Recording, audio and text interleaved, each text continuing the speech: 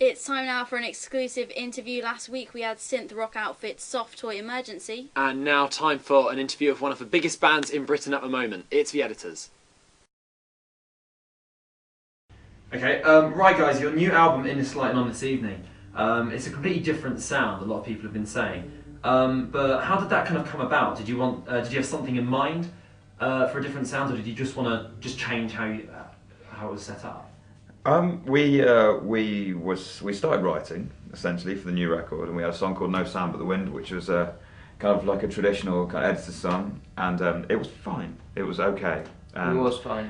And that's not really good enough for us. And I think it was more just the fact that it wasn't inspiring to us. We were just a bit bored. We were like, let's change things up. How do you do that? And we decided the first step would be to, if you write differently, then hopefully the product that comes out will be different as well. So I started writing on synths, and everyone started going down a little bit more of that electronic route, and we just changed our writing process to keep it fresh.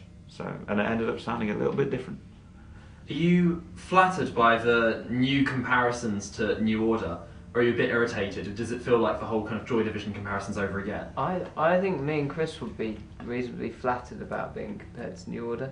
I like New Order. They're a great band. I'm a big New Order fan, so they've done. Yeah, I think if people compare you to a band like that, it means you're creating sounds. It means you're kind of making things that people haven't heard before. That's how I interpret it. Hopefully not just ripping them off. So yeah, no, it doesn't worry us about being compared to bands. I think we're 3 albums in now. We can take it or leave it. You guys started off at Staffordshire Uni. Yeah. Why did you go there? Why did we go to Stafford Uni? It was the only place that would let me in. I met Because I Russell. didn't try very hard on my A levels. Yeah, I met Russell on the open day. And that was So it. That Love was at first sight. basically it. I can't get enough of that guy. So Yeah, there wasn't any way I was going anywhere else. that was it. There weren't many music technology courses back in the late 90s when we were whippersnappers. Blimey. And that was it really. We just there is no reason to go to Stafford. It's a horrible place. I think basically we draw a line under it and say this is where we met. That's it. That's good enough. Yeah. Fair enough. Now, if you could be any other band that are around today, who would it be? Any other band? If we could be any other band around today. Well, who would you be in? Be honest, guys. I'd be in the Pussycat Dolls. Okay. Just Ed? because they just look like they get pampered and they get a bit of time off. They totally do. Totally. You're right. I was going to say someone like the Bronx, but they go around in a shit Little van. Yeah. Stay at travel lodges, like play crappy like Academy 3 venues. And Yeah. don't get paid anything. They have a No, they horrible don't. time. They eat those packet sandwiches every day. Ginsters. Ginsters. Or I'd like to be an Iron Maiden because they get to fly everywhere on their own plane. It was basically kind of making this out to be whatever's most convenient for us. Yeah, not in We- terms of music, but in Yeah. terms No, we of would how be in long the you most convenient band. Yeah, definitely. Okay, fair enough. Are you not pampered yourselves then? Not really. We, Our we do toilet alright. We do stinks alright. of shit. The toilet is bad at the minute, but we. It was really grim. It's not us as well. It was like that when we arrived. I think maybe security has been in there, or there's a draining leak problem. I don't know. I just thought of one. Pixies, because they hardly play, Yeah. but when they do, they always fly first class. Yeah, that's true. They do. I mean, they must get chauffeur driven Yeah. everywhere. And they're a great good hotels, band. good, and they're a great band. So best of all worlds. They Yeah, okay. Do you have to rely on EasyJet then, or yourselves, or? Sometimes EasyJet are the only people that fly to certain places that we go and play. So Like- sometimes we have to. What's the most obscure location then? Tallinn, places like that. You know, like weird places that you'd never go to in Estonia that you have to fly to. Are you big in Estonia? But no.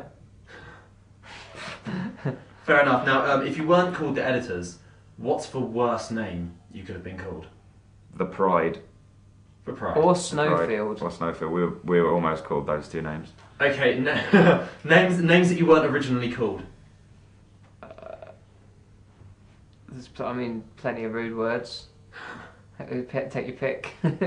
Okay, alright, that's fair enough. Now, before you became successful as a band, what were the worst jobs you'd ever had?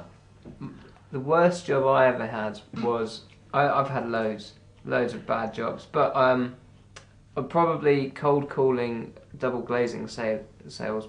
That was absolutely That's horrendous. depressing. I had to save to get a Reading ticket, and the only job I could get was a week of cold calling. You should have stayed at home. Just stayed in, watched it on telly. That's what I would They have done. didn't not back in those days. Didn't have Before it on telly, pre-telly days. Pre telly. Yeah. Chris, your worst job? I had some alright ones actually. I refused to work anywhere other than in retail. So I worked at Fat Face. Don't know if you know that. It's like a surf shop. But I actually quite enjoyed that because nobody ever came in, and me and my friend used to pretend to be the mannequins, just stand in the window for like half an hour at a time, and we used to skateboard upstairs. So Excellent stuff. Now, right, be honest here. What's your least favourite Editor's song? Which one do you hate playing at gigs? My least favourite Editor's song is All Sparks, which we're playing why tonight. don't you pick a B-side? No, It does I sound don't- shit, I have to say. I kind of don't like it. It's a No. big part I mean- of the first album. It Yeah, was what, big, at it's the first, time? our first ever A-list single on Radio 1. It sounds Big good on single. record, but when we play it live, it sounds like it's been played by like 4-year-olds. It's Out not the front, I most- reckon it sounds pretty good, but it's so. just on That's shit stage. Are there any of your individual lyrics that you would change if you could? I wouldn't change any lyrics. No, they're all perfect. If in Smokers Outside the Hospital Doors, if it was changed to the saddest thing that I ever saw, as opposed to the saddest thing I've ever seen, it would rhyme. If you Okay. change it from now on, will I get royalties? No. No. Okay. Are you likely to change it? Yeah, I'll have to speak to Tom. Okay. But We'll do afterwards. I don't think he's really that bothered. Okay. And Just warning finally, you. have either of you ever invented anything? No. Just lies. Just lies. Yeah, I've invented a lot of lies. What's your best lie? I lie all the time. Yeah. I always tell people I'm gay. Okay. That's not true. No. Okay. Alright, brilliant. I think that's all we've got time for, guys. But thanks a lot and great luck with the new album. And yeah, good luck tonight in the gig. Thank you very Thanks. much. You are watching Forge TV's exclusive interview with the editors there. And sadly, that is all that we've got time for. But if you do want to get involved in Forge TV, then simply email us at forgetv@forgetoday.com. But thanks again for watching, and see you next time.